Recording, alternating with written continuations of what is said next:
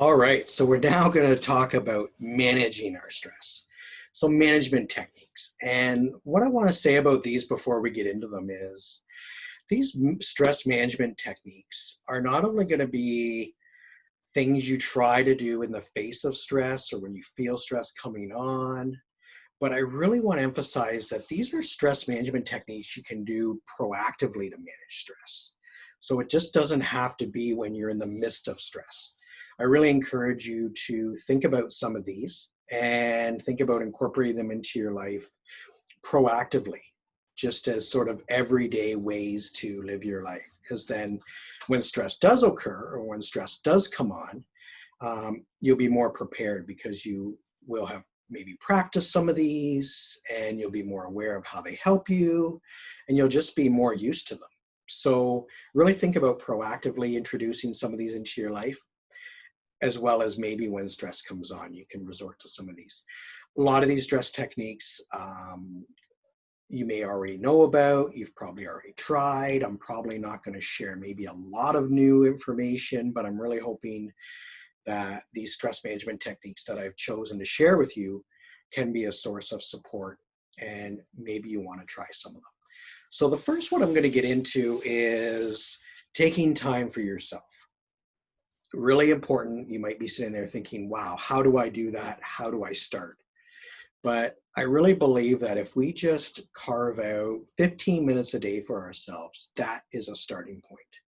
You don't have to take 2 hours a day. I know for a lot of people that is very unrealistic considering our busy lives, our busy families, what we have going on. But if you can just try to have 15, 20 minutes to yourself, it's a way to tell yourself that you matter. And when we do this, sometimes we really feel the benefit of how it feels, and it encourages us to try and have more time. So that's just one thing to think about. Time management, trying to improve our time management. I know that my time management isn't always the greatest. If I'm running late to go somewhere, I get stressed while I'm driving. And we want to try not to have that happen. So trying to really manage our time in a positive way. So allowing yourself, giving yourself that time to do what you need to do and trying not to run behind and just trying to be aware of the time a little more, I guess. So that can be a source of stress that we can work on. Breaking things down. So breaking down tasks, things we have to do into smaller pieces, things we want to do that maybe seem a little too large or stressful, we can break things down into smaller pieces. I'm a big advocate of SMART goals, so looking at ways to make specific tasks doable that maybe lead to a larger task. So an example would be if you want to run 5K, you may start by going on a 15-minute walk 3 times a week, sorry. That may be one small task in how you can work up to the larger goal of running a 5K. So really breaking things down into small, doable, specific, manageable parts, and thinking about how you can do that with different things in your life. Seeking support is an important one. We all feel better when we share and we're able to express and get stress out of us and get the feedback or support from someone else. It may be a friend or family member, might be a professional, whether it be a doctor, counselor, whoever it may be. I really encourage people to seek support. There's lots of opportunities, and I encourage people not to keep your stress inside. If there's any way we can get it out and seek support from people that we trust, that listen to us, that's a really good approach. Physical activity. I think all of us know what it's like when we get physically active, how it feels afterwards. The endorphins get flowing. Those endorphins are those natural stress relievers, help us to feel better. And it doesn't have to take a lot. Again, that 15-minute walk I mentioned is a way to get some endorphins going. Obviously, the more intense the workout, the stronger we may feel as far as the effects of that physical activity. But just start slow. Start with something that's manageable and just be aware of what you're doing for yourself, because physical activity is hugely helpful when it comes to stress. Diet and nutrition is important. What we feed ourselves really contributes to how we feel. If we're treating ourselves by giving ourselves nutritious things, then we're going to feel better. And again, it recognizes, it tells ourselves that we matter and we're doing important things for our body. Healthy sleep, can't stress enough how much healthy sleep is. Healthy sleep is huge. I know a lot of us have difficult sleep patterns because of how busy we are. We may struggle getting to sleep. We may wake up in the night and be up for a while. So it's all about sleep hygiene. It's what we're doing to try and approach our bedtime. So even 2 hours leading up to bed, are you doing things that create a sense of calm, a sense of relaxation? Are you doing things that prepare you to go to bed and get hopefully a decent sleep?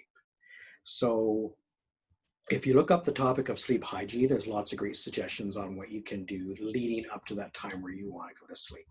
So just really important to be aware of getting those 7 or 8 hours of sleep, really trying to work on managing that sleep, because if we manage our sleep, we manage our stress. So I really believe in that. So maybe having a stress journal. Stress journaling is really healthy for us. We can sort of take a look at how we're feeling when we're stressed, what contributed to our stress, what our stressor was, what our thoughts were during the stressor, how we manage the stressor. Because often after the stress is over and we've dealt with it and we're more in a sense of calmness, then we're better able to look back and think, okay, I could have tried this, I could have managed things that way.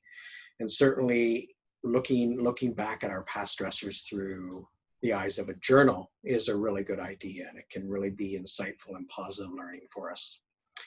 Choosing the people and our surroundings that we're with. So if we're going to hang around stressful people, we're going to get stressed.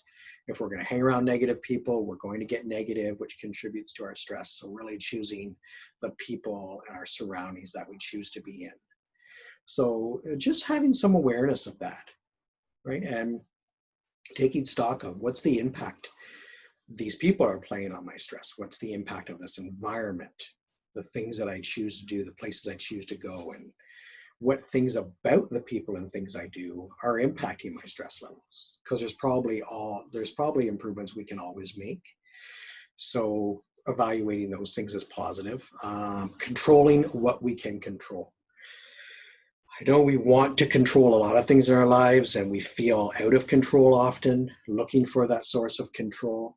But there's a lot of value in determining what we have some ability to manage and control and what things we have to try and let go and to just survive and to just deal with and get through. So really determining what we have some control over and what we don't can really adjust our stress levels for ourselves. Some others are looking at the big picture. If you're in the middle of stress, that feels horrible. It feels like everything is coming at you at once. It feels like the moment is just so bad. And maybe your moment is a struggle, but we can have bad moments, but it doesn't mean we have a bad day.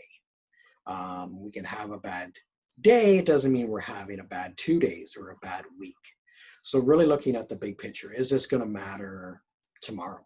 Is this situation going to matter a week from now, a month from now, a year from now? And just looking at the big picture. So that stressor that's currently happening or that we're worried about, that's impacting us, may not seem so big if we move past it and look at the bigger picture. Express your stress. I kind of mentioned that a little bit with seeking supports. So not balling up and keeping your stress inside, whether it's through the journal, whether it's through people, whether it's through some sort of activity or outlet. It's expressing our stress, really getting it out. And on that topic, finding leisure pursuits, meaningful leisure that really impacts our stress. We're going to dive into this a lot more in the next program, the leisure factor, but really finding meaningful leisure that can give us a healthy distraction, change our mood, change our perspective and outlook, and really just give us a sense of satisfaction, fulfillment, enjoyment. So really seeking that meaningful leisure that we can tap into. Laugh, laugh, laugh, which I'm going to cover in the third program, but I want to mention it now because when we laugh, we don't have time to think about our worries, our stresses, the things that are bothering us. And it's amazing how laughter can be a strong shield against stress. It's hard to get stressed and feel the impact of stress when we're bringing laughter and humor and those really positive, good feelings into our lives.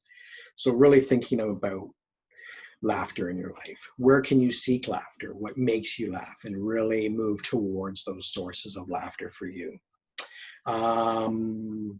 Look for the upside. Look for the upside, look for the silver lining of stress. Often stress has a way of teaching us and educating us.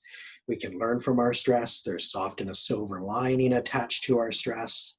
Sometimes that silver lining or that lesson learned doesn't come till well after the stress, but just be aware that stress does not have to just have a totally bad impact on us, that we can experience positive resolution from stress.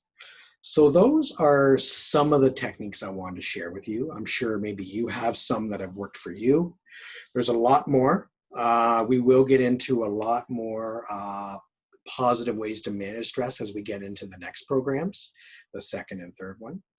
But for now, I just wanted to really highlight some of those stress management techniques that are really important. And to end off this first program, we're going to highlight one management technique that I feel is very important. It's one that I like to practice, and maybe you've practiced it or you could look at incorporating into your life.